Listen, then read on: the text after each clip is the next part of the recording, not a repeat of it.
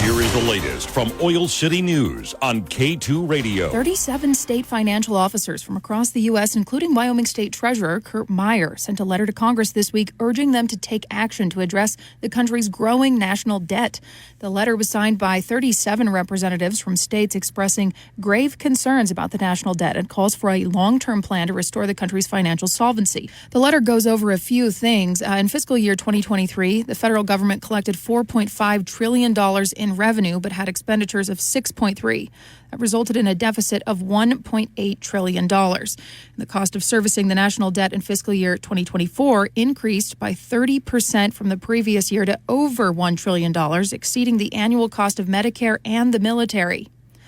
Now, the total national debt is $36 trillion, and it's increasing by nearly $2 trillion a year. This is a warning letter, and it says that the U.S. is at risk for losing its status as a global leader if we continue this way. The national debt's gotten out of hand, according to Meyer, and there's no relief in sight. This is an issue that should be a day one priority from our congressional leaders, regardless of their political affiliation.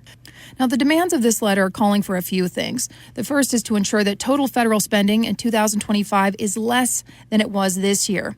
Also, to create a concrete plan to balance the federal budget as soon as possible, to cut the red tape, tap into the country's natural resources, and unleash economic prosperity. Their words, not mine. The officers believe these actions, combined with the country's energy resources and advanced technologies, will help the U.S. climb out of its overwhelming debt.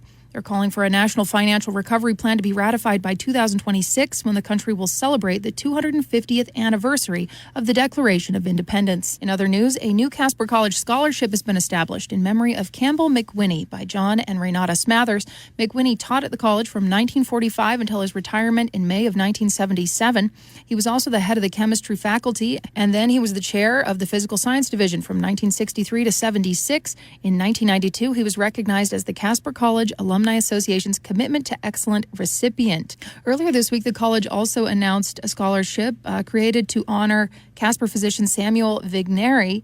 If you would like to apply for this and other Casper scholarships, we do have a link to that. You can head over to k2radio.com. You can find it in the article. We've also posted it to our Facebook page.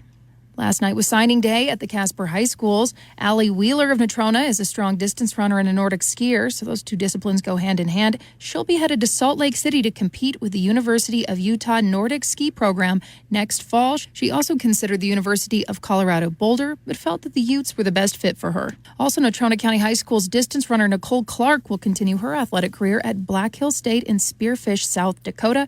She'll run cross country and track with the Yellow Jackets, so she will be busy. Over at K-Dub, senior Bo Barclay signed on to play soccer at Casper College. So big congratulations to all our high school athletes. That is awesome.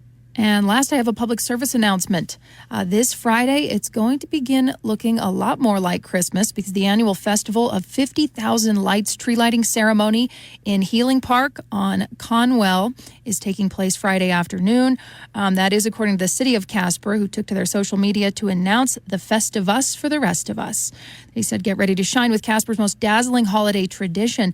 This year, they're turning up the sparkle with a spectacular megawatt celebration that's been warming hearts for over 20 years now. Besides the lights, they will have a ton of vehicles. There's going to be a fire engine with a ladder truck, a garbage truck. They'll have some canines and Bearcat police vehicles, a snow plow, and so much more. There's also cookies and cocoa available for children and their families. Again, November 22nd from 4 to 6 p.m., and the tree lights will turn on at 5:30 p.m. This is Colby Fedor.